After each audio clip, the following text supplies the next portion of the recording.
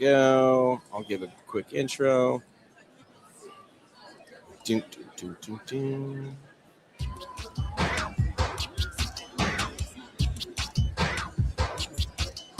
All right, live streaming from CSM in Anaheim. Do want to thank Sarah Health, the platform helping you take RTM from a thought, a theory, a thing you saw in a webinar into your practice, streamline it, and help your patients between visits and earn revenue. Wouldn't it be great if you could do both? Turns out you can. SarahHealth.com. That's SarahHealth.com. S-A-R-A, like the girl in your middle school class. It's Sarah without an H. Sarah, S-A-R-A, health.com.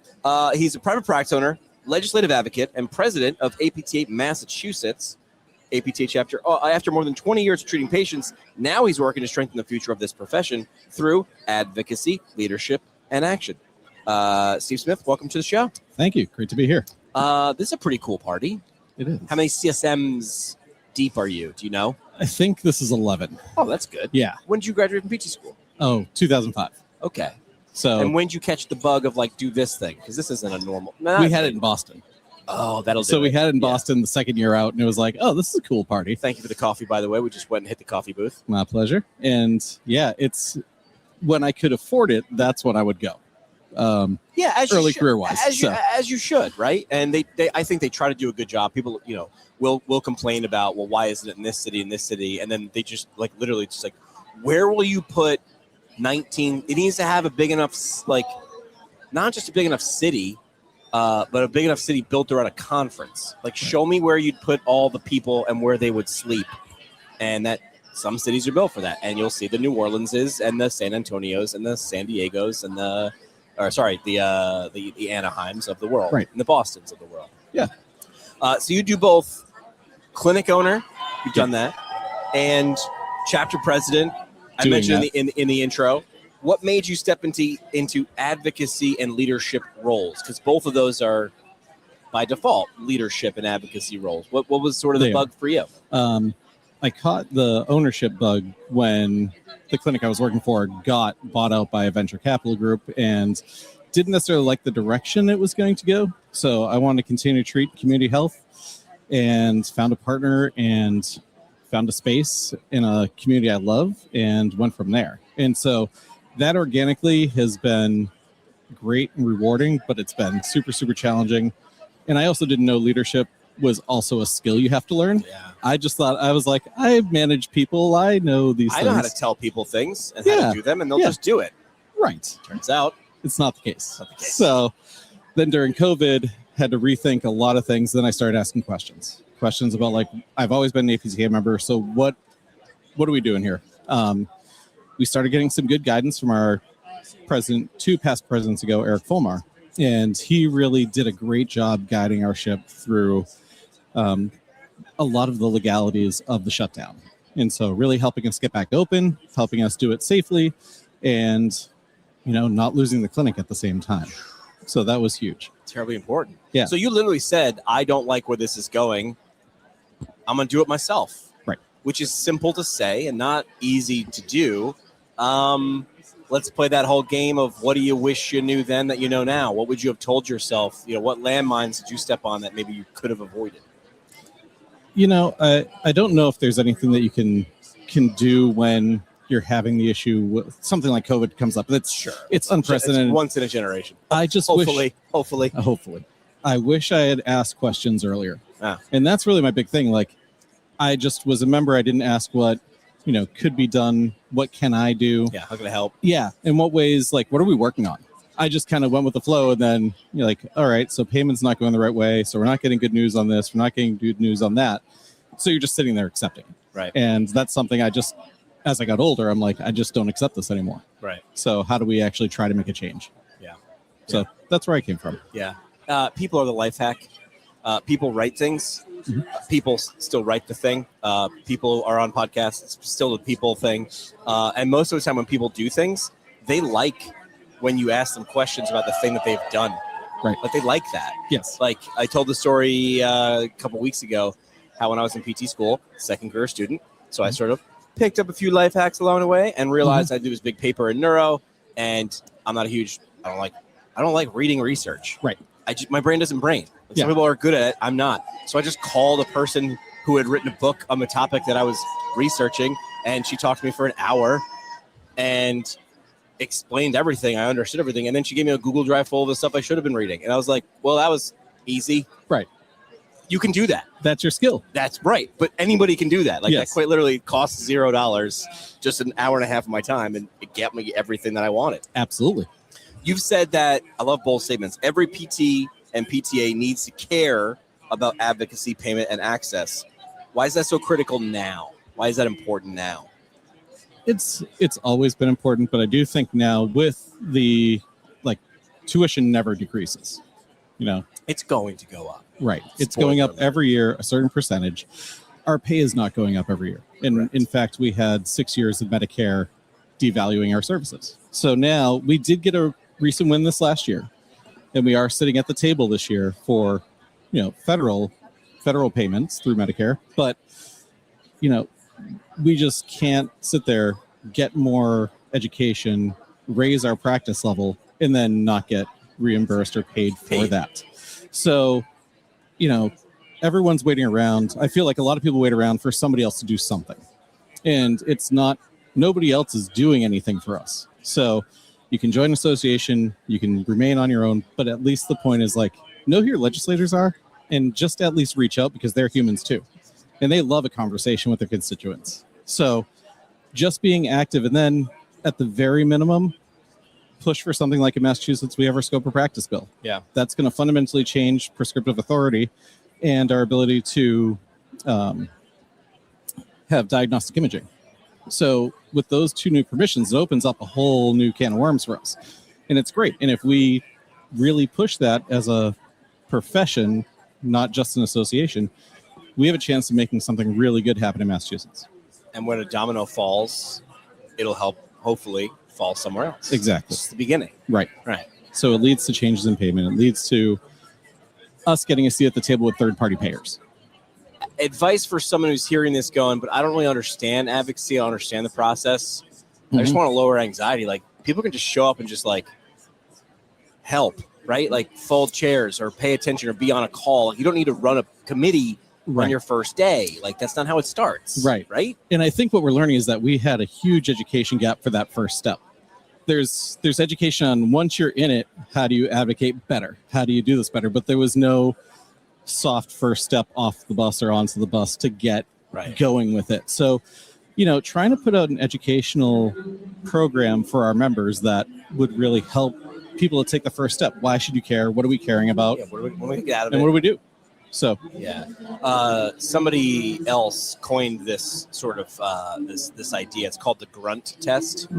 So if I look at a brochure or a booth at CSM or anywhere, or a website on APTA Massachusetts, I should be able to answer 3 questions without thinking.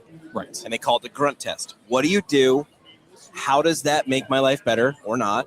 And then if I like the answer to number 1 and number 2, what do I have to do?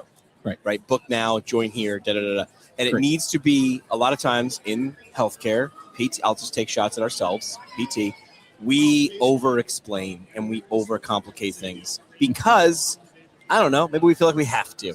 And I'm just here to tell you that the New York Times is written at an 8th grade level on purpose. Not because they think 9th graders don't read or adults don't read at a higher grade level. They understand that you can't be an expert at all of these different things. Right. So keep it simple. And we know healthcare literature is even at a lower level than that. Yeah. So to keep engaging and, when you're working in such a diverse population, it's got to be really simplistic, really to the point, but make a good point. But there's a couple times that I wanted to, my dad has a PT, an OT, and an SLP, and they'll call me for updates, and they change every once in a while, so a lot of them don't know that I'm also a physical therapist, right, on top of being the son. Right. And I want to I don't know how it'll be absorbed, but I'm like, that is over the average person. I mean, some of the things you're saying do not need to be there. Right. That's not how. Talk to me like a normal person. I know you're a normal person. I've met PTs. We're normal people. On the phone, stop being that. I don't know what that was. Don't do that again. For clinicians who feel busy or disconnected from advocacy, where is that soft first step? Where should they go? They're like, okay, I know I need to do something. Fine, I'll do it. How do I sign up? I'm not in this club yet. Where do I go? Right. And the first thing we've had people do is actually email our association, go to our page, email us. But we would like this to be more forward-facing and put out something that people can go to, be able to highlight that on social media, right, and be able to have an easy landing page on our website that may or may not be member protected. Oh. If it's not member protected, at least we're getting the advocacy word out there for what Correct. we want. And the more voices we have, the more we'll achieve. I mean, we see what the nursing association does in Massachusetts, and they are a powerhouse. They have so many voices. When they're asked to show up for something, they show. So what can we take away from our sort of cousin, nursing profession? What did they do? What they do well, or what should we look at from 5, 10, 15 years ago? What can we borrow? Their messaging is really, really good to not just their membership, but also, it starts in school. And that's what we're getting into now is we're starting to get that word in schools, being asked to guest lecture about advocacy. We're making it a focus for our annual conferences now. So we just had a great hour-long opener about advocacy at our annual conference last November. So good. We're taking steps to get there. And it's something that's just we've kind of missed, I think. Yeah.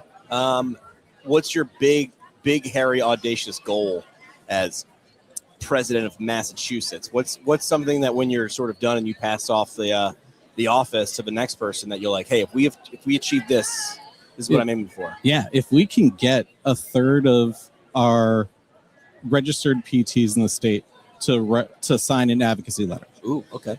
For each thing that we're putting out there and like, this is important because of this. And if we get those voices consistently, that is a huge, huge win. Yeah. And that's engagement. That's people caring. That's people taking ownership of their profession. And that's really what we're looking for. Where are you now? Ballpark. I would have to go through because we're on a different app now. And so now that we've just kind of signed on to a new application, we're going to be able to track that much easier. Yeah. So good.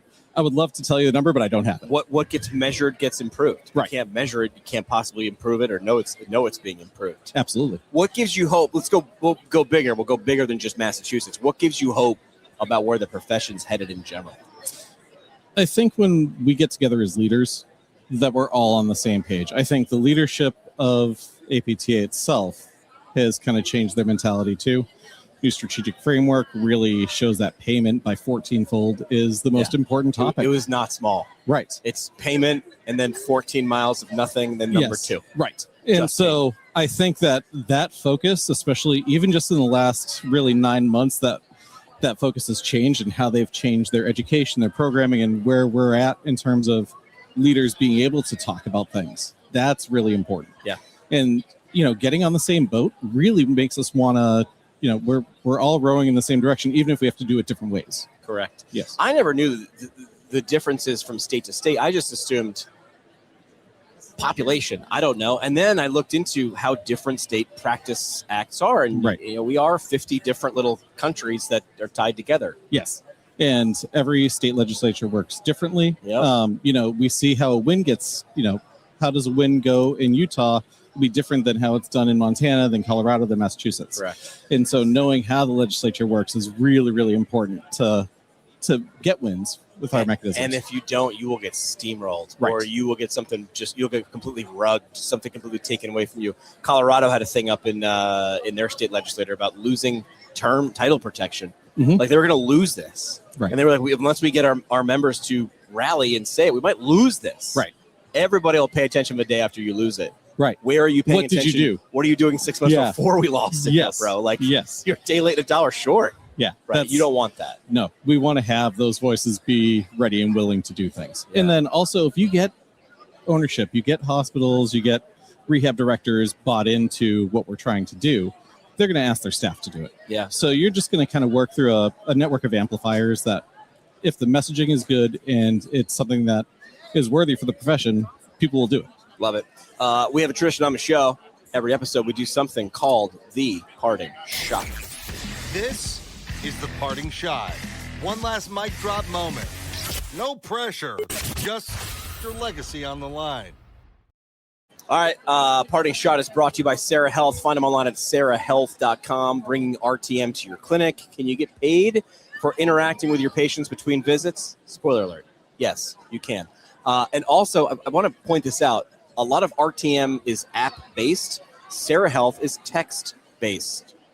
Everybody already has that app on their phone. It's text message. So that means no apps and no logins. Because, gosh, if I have to remember one more password, I'm going to lose it. So find them online, sarahealth.com. It's SARA health.com, sarahealth.com. All right, parting shot. What do you want to leave with the audience today as we wrap up? It's something I have written at the bottom of my notes for every board of director meeting that I run now. It's never assume and always ask. Ooh, never assume. Yes. Always ask. Appreciate your time today. Thanks for doing the service. I don't live in Massachusetts, but if we get wins in Massachusetts, it might be easier to get wins in my state of New York and your state of whatever. So thanks for doing what you do as well as the rest of your board. Of course. Thank you so much.